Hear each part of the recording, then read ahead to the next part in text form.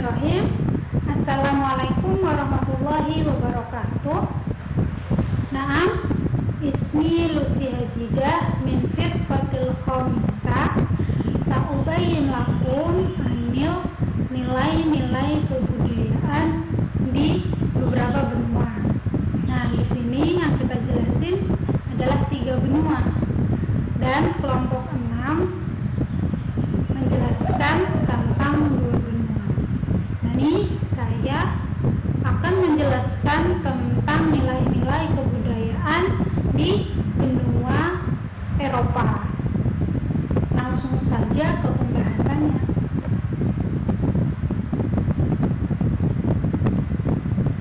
Kebudayaan Eropa berakar dalam seni,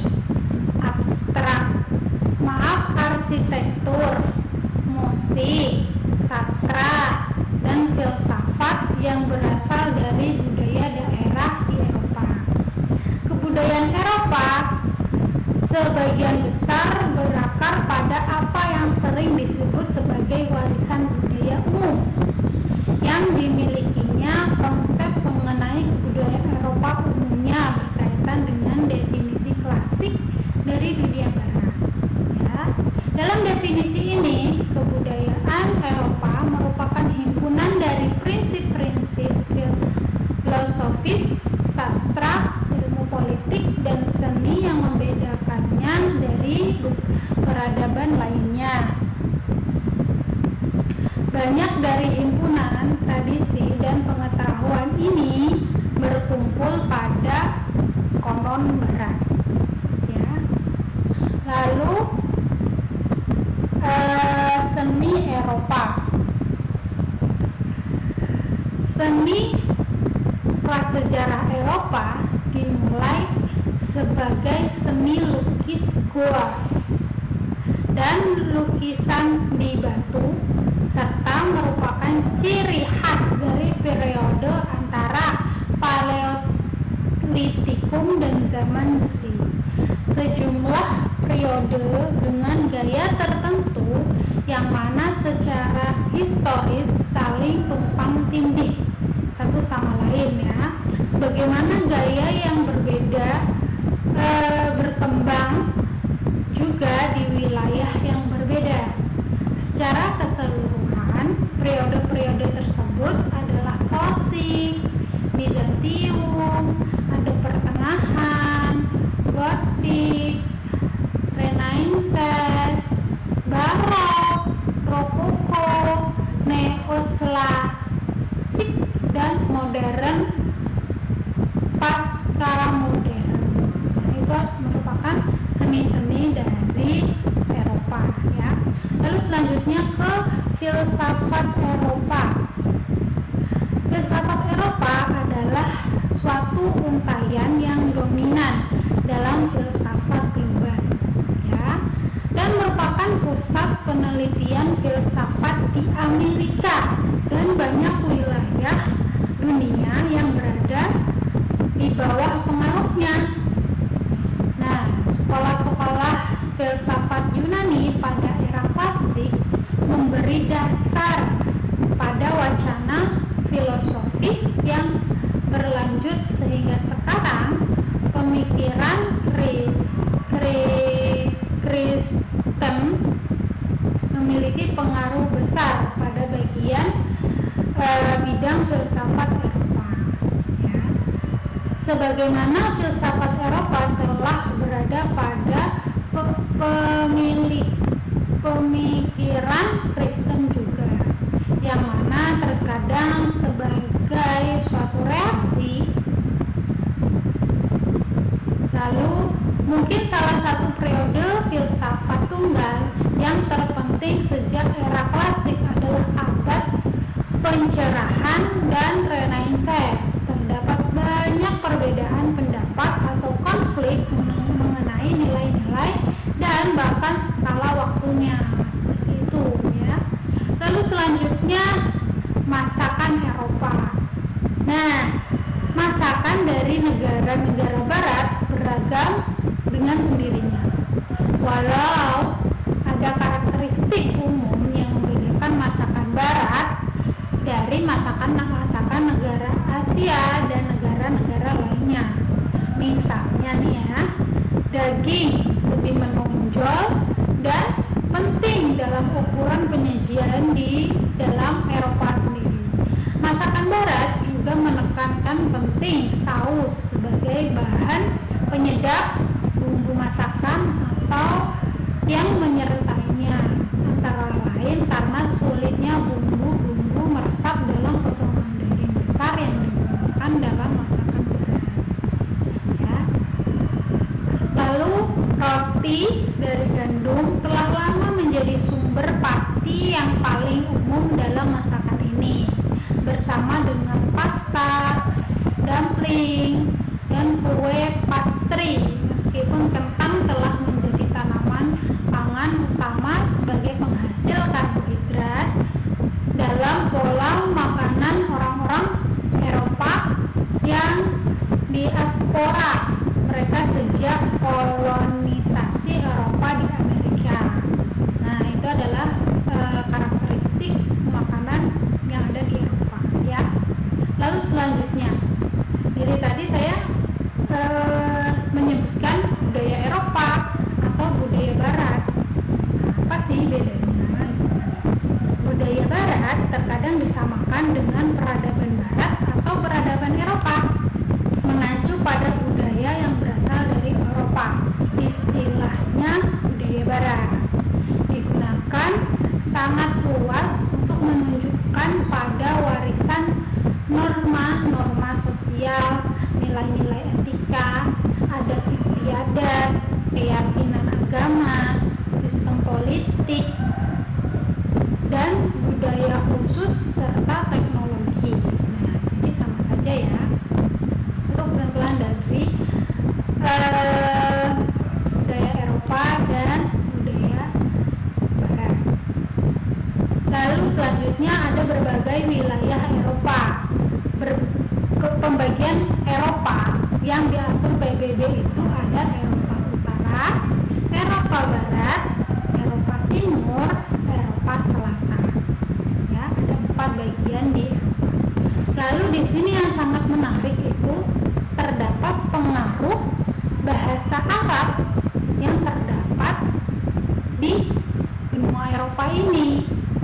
Sama seperti peran bahasa Latin kepada kebanyakan bahasa Eropa, bahasa Arab menyumbangkan banyak kosakata pada bahasa-bahasa di dunia Islam. Ya. Pada abad pertengahan, bahasa Arab merupakan bahasa utama ilmu pengetahuan dan politik. Interaksi pada masa itu membuat beberapa bahasa Eropa turut meminjam ratusan kosakata bahasa Arab. Nah, di sebuah buku bertajuk Arabic in World Language yang dipublikasikan The King Abdul Aziz Center dalam rangka UN Arabic Language Day, ya, mendemonstrasikan pengaruh bahasa Arab dalam 8 bahasa dunia, yaitu ada Spanyol, Itali, Prancis, Inggris, Jerman, Turki, dan negara kita yaitu negara Indonesia. Itu dia. Jadi secara tidak langsung bahasa Arab itu digunakan di dalam bahasa mereka, entah itu lahjah atau tambahan atau imbuhan yang mengarah pada bahasa Arab. Oke, sekian penjelasan saya sedikit tentang kebudayaan di Eropa. Sekian, dan selanjutnya akan dijelaskan oleh teman saya Irfan Maulana Yahya dan Imas Maisar. Syukran ala istimaikum wa ihtimamikum. Assalamualaikum warahmatullahi wabarakatuh.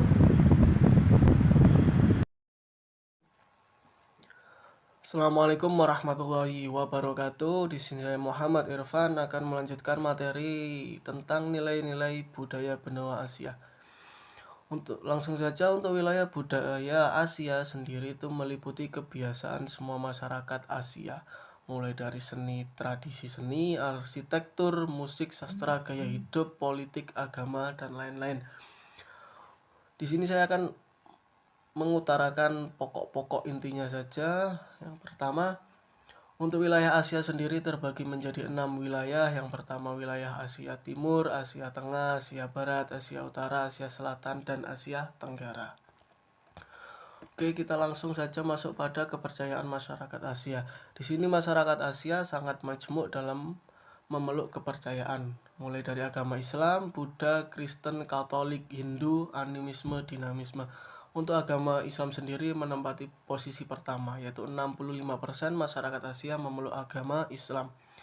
Untuk kepercayaan animisme dan dinamisme, kepercayaan mempercayai kekuatan roh nenek moyang dan benda-benda mati. Misal di Jepang ada agama Shinto yang menyembah matahari. Langsung kita masuk pada seni arsitektur benua Asia. Untuk seni arsitektur sendiri, masyarakat Asia terbagi menjadi 3 wilayah besar. Yang pertama Asia Timur dengan coraknya yang tersendiri, Asia Barat dengan corak yang tersendiri, Asia Selatan dengan corak yang tersendiri. Untuk Asia Timur, penggunaan material yang digunakan yaitu kayu. Karena kayu sangat memungkinkan dengan didukung kondisi geografis. Misal pada daerah-daerah Mongolia, Korea, Jepang, Tiongkok, dan Cina.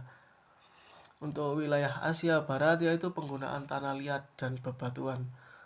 Untuk wilayah Asia Barat misal Timur Tengah, karena di sana tidak memungkinkan ditemukannya material lain selain dari tanah liat dan bebatuan, misal pembuatan piramid dan lain-lain. Untuk Asia Selatan yaitu penggunaan semua material, misal India, Pakistan, Bangladesh, Nepal, dan Sri Lanka.